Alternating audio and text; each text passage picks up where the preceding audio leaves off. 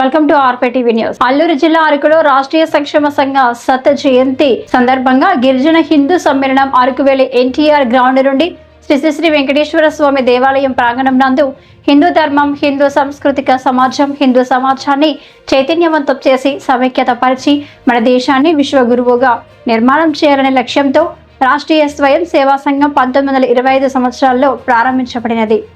అరకువేలి గ్రామంలో శ్రీ వెంకటేశ్వర స్వామి దేవాలయం ప్రాంగణం నందు హిందూ సమ్మేళనం నిర్వహించడం జరిగింది. ఈ కార్యక్రమంలో ముఖ్య అతిథులుగా శ్రీ రాధా మనోహర్ దాస్ పాల్గొనడం జరిగింది. ఈ సందర్భంగా గిరిజన హిందూ సాంస్కృతిక కార్యక్రమాలు, కోలాటం, భజనలు, దింసా, బొమ్మలాట, కనుల పండుగ ఘనంగా నిర్వహించారు. కావున హిందూ బంధువులంతా కుటుంబ సమేతంగా పాల్గొని ఈ సమ్మేళనాన్ని విజయవంతం చేయడం జరిగింది. ఈ సందర్భంగా భక్తులు పెద్ద సంఖ్యలో పాల్గొని ఎన్టీఆర్ గ్రౌండ్ నుండి వెంకటేశ్వర స్వామి ఆలయం వరకు ర్యాలీ చేపట్టారు. అనంతరం అన్న సమారాధన కార్యక్రమం నిర్వహించారు.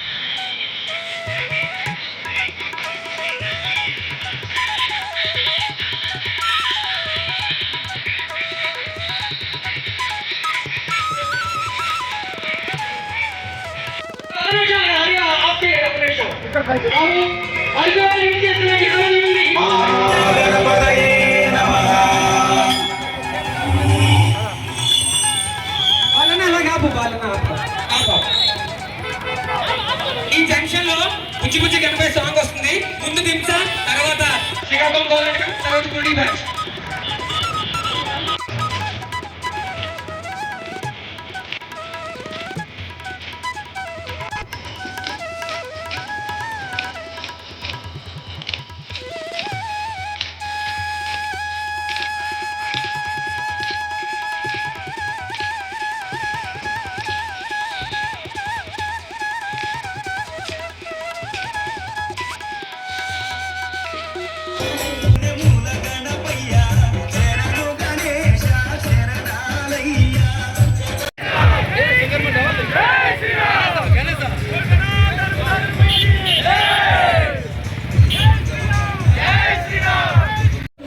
మన అరకులో రాష్ట్రీయ స్వయంసేవక సంఘ్ శత జయంతి సందర్భంగా హిందూ సమ్మేళనం జరుగుతుంది.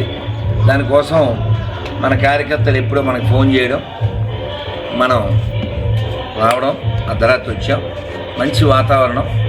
ఈ అరకు ప్రకృతిని పూజించేటువంటి, ప్రకృతిలో దైవాన్ని చూసేటువంటి సనాతన ధర్మంలో మనం పుట్టాం.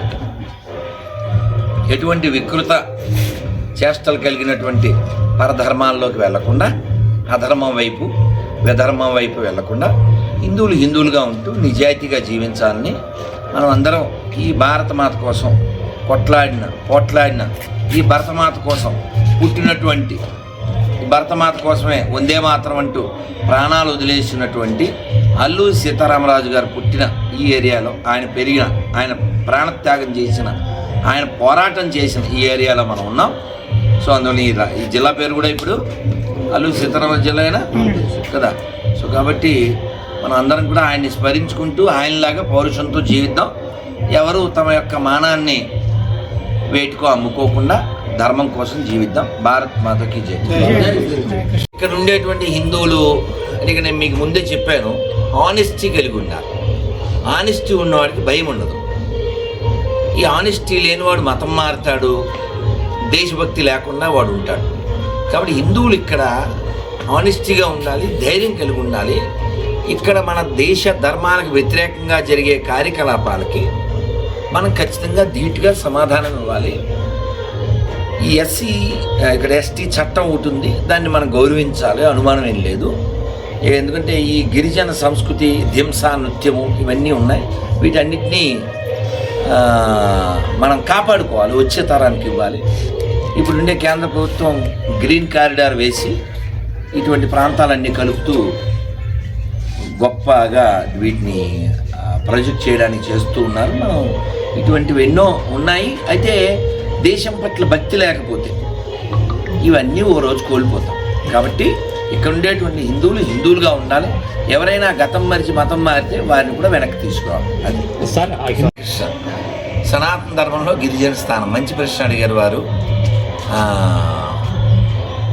మీరు అంటే ఒకటి రెండు ఉదాహరణలు ఇస్తాను. ఈ గిరిజనులతోనే రామచంద్రమూర్తి మమేకమయ్యాడు అడవిలో. అలా మమేకమైనప్పుడు ఒక గిరిజన బిడ్డ శబరి ఆయన కోసం ముదుసలు అయ్యే వరకు ఎదురు చూసింది. మాతంగ మహర్షి ఆశ్రమంలో ఆవిడ సేవలు చేసింది. రామచంద్రమూర్తిని దర్శించి స్పర్శించి సేవించిన తర్వాత ఆవిడ మోక్షాన్ని పొందింది. అలాగే ఈ అడవి బిడ్డ అయినటువంటి మరొక గుహుడు ఆయన రామచంద్రమూర్తిని డ్రాప్ చేశాడు, గంగానది దాటించాడు. రాత్రి ఆయన ఉండడానికి ఏర్పాటు చేశాడు. ఆ మాత్రానికి రామచంద్రమూర్తి 13 సంవత్సరాల 365 రోజులు గుర్తుపెట్టుకుని ఆయన్ని ఆత్మసఖ అని పిలిచి ఆయన్ని అయోధ్య పట్టాభిషేకానికి తీసుకెళ్లారు. చెప్పచ్చు అని చెప్పకపోవచ్చు, అది మీ ఇష్టం. కానీ మీరు నన్ను నీ బాబు ఉన్నాడా అని అడిగారు అనుకోండి, అప్పుడు రియాక్షను చాలా హార్ష్గా ఉంటుంది. అలా ఇతర మతాల పట్ల హిందువులు పరమత్సానం హిందువులు ఒక్కరికే ఉంది, ఇస్లాంలో క్రైస్తవంలో లేదు. కానీ చెక్ చేసుకోండి. ఎందుకని చిన్న ఉదాహరణ ఇస్తాను. పాసిపోయిన కేకులు తినడానికి 25వ తారీఖు వెళ్ళేవాడు హిందువే. ఇప్పుడు ఉమ్మోత్సవం కలిపిన అలీం తినడానికి వెళ్ళేవాడు హిందువే. నువ్వు పెట్టు, అలాగే తింటారేమో చూద్దాం.